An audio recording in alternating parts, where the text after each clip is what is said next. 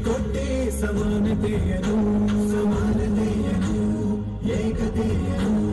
ರಾಷ್ಟ್ರ ಸಂವಿಧಾನಕ್ಕೆ ನೀನೆ ಶಿಲ್ಪಿಯು ನೀನೆ ಕಲಿಸಿಕೊಟ್ಟೆ ಸಮಾನತೆಯನು ನಿನ್ನ ಲೇಖನಿಯ ಬರಹ ದೇಶ ಗರ್ಜನೆ ಕೂಡ ಭೀಮ ಗರ್ಜನೆ ನಾಯಕನಿ